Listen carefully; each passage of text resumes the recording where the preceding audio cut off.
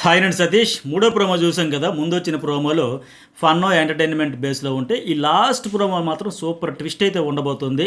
ఇవాళ ఎలిమినేషన్ రౌండ్లో అయితే హైలైట్ అయిపోతూ ఉండబోతుంది. అది ఏంటనేది నా గెస్సింగ్. అలాగే ప్యూర్లీ ఇది లీక్ అయితే కాదు, అప్డేట్ కూడా కాదు. నా అంచనా ఎలాంటి ట్విస్ట్ ఈరోజు మనం చూడబోతున్నాం అనేది అయితే, ఆ ఎమ్మెన్యేలో ఓట్ల పరంగా వీళ్ళిద్దరూ బాటమ్ 2లో ఉన్నారు. రామరాజు అండ్ భరణి.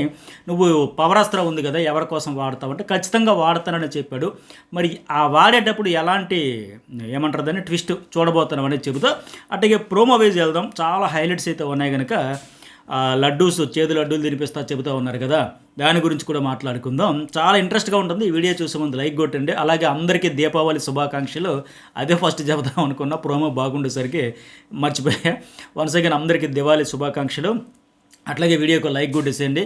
మరి మెసేజ్ కూడా పెట్టండి, మీకు ఏమనిపిస్తుంది కంటెస్టెంట్స్ ప్లే గురించి. ఈ ప్రోమో చూసాక మీకు క్లారిటీ గురించి తనుజ మాట్లాడుతుంది కదా, మరి ఆడియన్స్కి ఒక క్లారిటీ ఉందని చెబుతుంది. మీకున్న క్లారిటీ ఏంటంటే కూడా ఫస్ట్ అయితే మెసేజ్ పెట్టండి. అట్లాగే ఇంకోటి ఏంటి, నామినేషన్ హైలైట్స్ ఏంటి, నెక్స్ట్ జర్నలిస్ట్ సర్వీస్లో మరొక వీడియో అప్లోడ్ చేస్తా. ఎవరు చేస్తారు, ఖచ్చితంగా ఎవరు రాబోతున్నారో చాలా ఇంట్రెస్ట్గా ఉంటుంది. ఆ వీడియో కూడా మిస్ కాకండి. సరే, ఇక తనుజ ఏంటంటే లడ్డు ఆయన గురించి కళ్యాణ్కి తినిపిస్తానండి చేదు లడ్డు. ఆయన గురించి నాకు క్లారిటీ ఉంది, నా గురించి ఆయన క్లారిటీ ఉంది అని చెబుతా ఉంది. థర్డ్ పర్సన్ మాట చెవిని పెట్టుకోవద్దంట. మా ఇద్దరి గురించి ఆడియన్స్ కూడా ఒక క్లారిటీ ఉంది. అయితే థర్డ్ పర్సన్ మాట ఈయన ఎక్కడ చెవిని పెట్టుకోలేదు కదా కళ్యాణ్.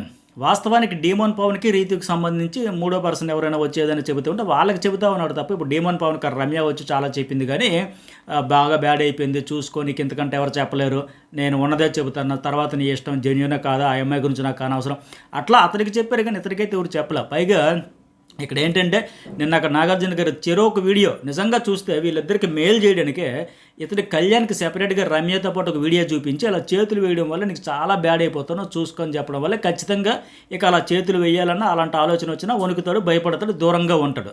ఖచ్చితంగా అతను మేలు చేసేదానికి.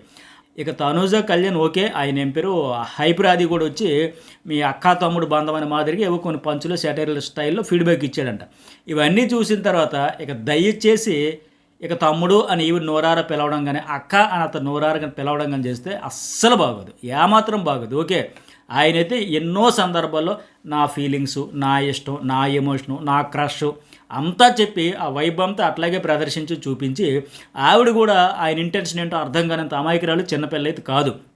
సో ఇన్నాళ్ళు డైరెక్ట్గా నేరుగా ఫట్మన్ కొట్టినట్టు చెప్పకుండా కట్ చేసేదానికి ఎన్నో సందర్భాలు ఉంటాయి. ఒక మాటతో చెప్పొచ్చు, ఒక చూపుతో చెప్పొచ్చు. అలా చెప్పకుండా చూసి చూడనట్టుగా వదిలేసి మా క్లారిటీ ఉందంటే ఆడియన్స్కి ఈ క్లారిటీయే ఉంది. నిన్న తను ఎవరావిడ రమ్య కావచ్చు, మాధురి కావచ్చు, రెండు చేతులు కలిస్తే చప్పట్లనే మాదిరిగా కాస్త కూస్త అదేది అనిపించింది.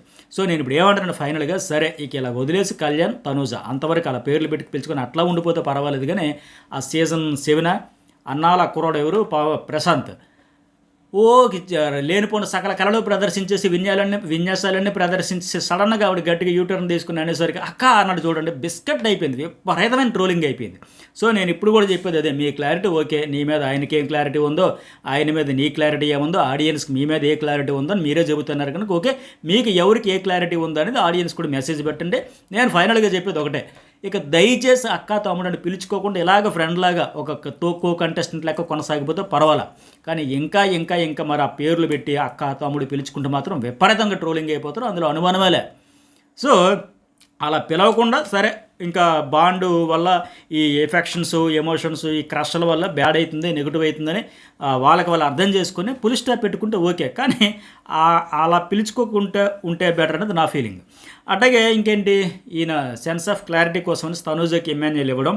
అలాగే ఇంకోటి ఏంటంటే భరణి వచ్చి సంజనాకి ఇచ్చేయచ్చు కదా, ఇలాంటి టాస్కే కదా, ఇక్కడ కూడా ఎందుకు సేఫ్ గేమ్ అంటే కంపల్సరీగా ఇవ్వాలా సార్, టాస్కే కదా, ఎందుకు అది అదే ఆయనకి దెబ్బ కొట్టేసింది, అందువల్ల పోయింది అది. ఇప్పుడు ఆయన ఏంటి వాస్తవానికి ప్రియా కానీ, శ్రీజ కానీ, హరీష్, మనీష్ వాళ్ళందరూ ఉంటే వాళ్ళకే ఇచ్చేవాడు, వాళ్ళు అవుట్ అయిపోయారు. ఇప్పుడు సంజన మీద ఫోకస్ పెట్టాడు. సో ఎన్నోసార్లు అన్నాడు సంజన అసలు ఏం గేమ్ ఆడుతుంది, ఓకే విమర్శించవచ్చు.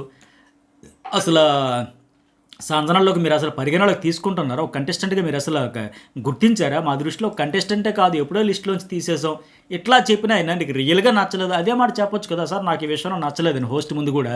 ఎంతసేపు మళ్ళీ ఇక్కడ వాళ్ళు వచ్చినప్పటి నుంచి కూడా పదే పదే పదే ఆవిడ ఆట బాగలేదు, అస్సలు చేయలేదు, ఇలా లేదు, అలా లేదు, నీకు నచ్చలేదు, నచ్చని విషయం నచ్చలేదని చెప్పి ఇవ్వచ్చు కదా. మళ్ళీ ఇక్కడ సేఫ్గా చెబుతూ నేను ఎన్నోసార్లు దగ్గర అవుదామని ట్రై చేస్తున్నా, కలుపుకోవడానికి ట్రై చేస్తున్నా, ఆవిడే ఛాన్స్ ఇవ్వట్లేదు అంటే ఇది కరెక్ట్ కాదు. దీన్నే సేఫ్ గేమ్ అంటారు. బర్నీలో వచ్చిన పెద్ద చిక్కు అతను ఈరోజు ఎలిమినేట్ అయిపోవడానికి రీజన్ ఈ సేఫ్ గేమ్, ఈ డొంక తిరుగుడు మాటలే.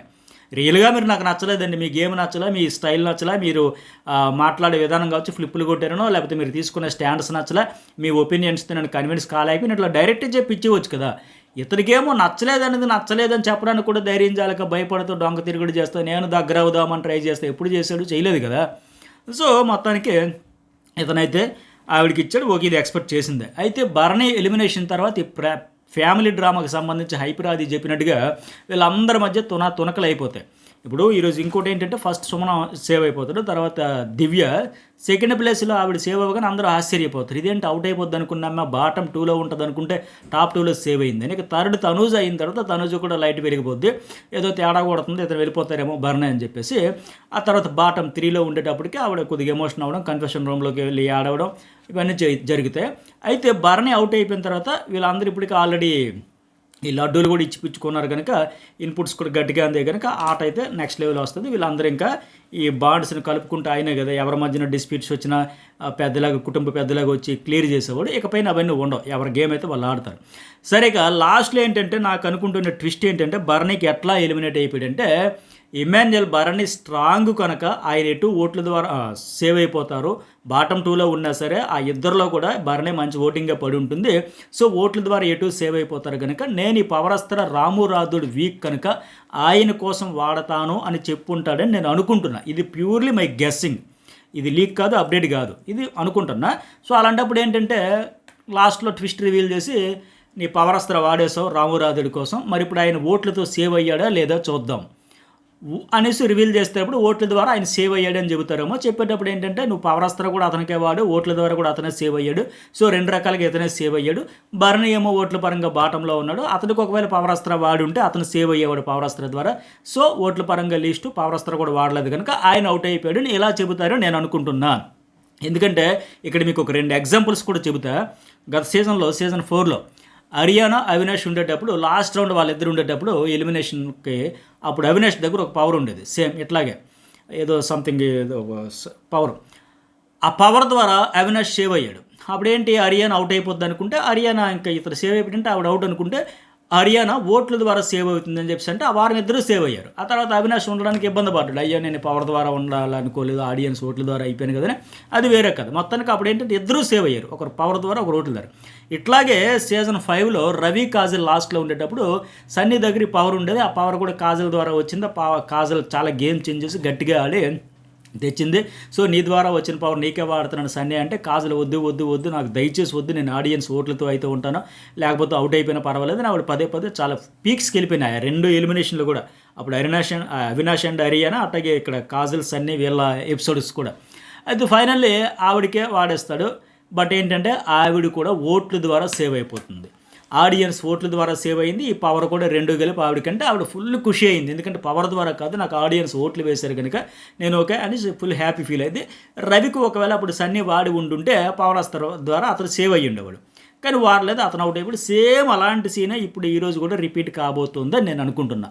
ఇక్కడ భరణికి పవరస్త్ర వాడి ఉంటే అతను సేవ్ అయ్యేవాడు, ఇతనేమో రామురాధుడు ఓట్ల ద్వారా సేవ్ అయ్యేవాడు. కానీ అట్లా కాకపోవడం వల్ల ఇతను ఓట్లు ప్లస్ పవరస్త్రతో ఇతను సేవ్ అయ్యి అతను ఓట్లు లేక పవరస్త్ర లేక అతను అవుట్ అయిపోయి నేను అనుకుంటున్నా. మరి చూద్దాం ఏం జరిగిద్దో. పైగా ఎందుకంటే ఇమాన్యుయల్ అతను స్ట్రాంగ్ అనుకోవడంలో తప్పే లేదు. దివ్య వచ్చినప్పటి నుంచి కావచ్చు, వీళ్ళందరూ హౌస్మేట్స్ వచ్చినప్పటి నుంచి కానీ అతను స్ట్రాంగ్ ప్లేయర్ అని ఒక నమ్మకం ఉండింది. అయితే ఇమాన్యుయల్ కూడా హెచ్చరించాడు, అన్న నీ గేమ్ ఎందుకు పాడైపోయిందన్న, కాస్త చెక్ చేసుకున్నా, నువ్వు నన్ను నామినేట్ చేసినా పర్వాలే, నాకు ఎందుకో అనిపిస్తుంది ఒక వారం ఈవిడిని గెలిపేస్తావు, ఒక వారం ఆవిడిని గెలిపేస్తావు, నీ కోసం నువ్వు వచ్చావా వాళ్ళ కోసం వచ్చావా అని చెప్పాడు. కొద్దిగా ఆయనకి డౌట్ కొట్టింది అతను ఆట పాడైపోతుంది అనే విషయం. కాకపోతే నిన్న కూడా నాగార్జున గారు శనివారం ఎపిసోడ్లో కూడా ఒక హింట్ ఇచ్చారు కదా, లాస్ట్లో దివ్య ఉండేటప్పుడు వాళ్ళ పవర్ రిమూవ్ చేసేయాలనేటప్పుడు ఒక హింట్ ఇచ్చారు కదా, నేనేమి నువ్వు వచ్చినాక నెంబర్ 1తోనే జట్టు కట్టేవాము కదా, టాప్ 5 ఆర్డర్ పెట్టి వాళ్ళతోనే బాండ్కి పెంచుకున్నావు కదా, నెంబర్ 1తోనే బాండ్ పెంచుకున్నావు అన్నారు కదా. అదైతే ఖచ్చితంగా లైట్ వెలిగిద్ది. మరి నెంబర్ 1లో ఉన్నాడు, ఎలిమినేషన్ అయిపోయి స్థాయికి వచ్చేస్తాడా, అంత సీన్ లేదులే, ఏదో రకంగా ఉంటారులే అని ఫీలింగ్ అయితే ఉంటుంది. మొత్తానికి ఇన్ని అంచనాలు, ఇలాంటి ట్విస్టులతో ఆయన ఎలిమినేషన్ అయితే ఉండబోతుందని అర్థమవుతుంది. మరి ఓవరాల్గా మీకేమనిపించింది మెసేజ్ పెట్టండి, లైక్ చేయండి. ఎంతవరకు వీడియోకి లైక్ చేయడం లైక్ కొట్టండి, మెసేజ్ పెట్టండి. అట్లాగే నామినేషన్ల గురించి కూడా మరొక వీడియో అనలైజ్ చేసి ఇప్పుడే జర్నలిస్ట్ సర్వీస్లో అప్లోడ్ చేస్తా. ఆ వీడియో కూడా ఎట్టి పరిస్థితుల్లో మిస్ కాకండి.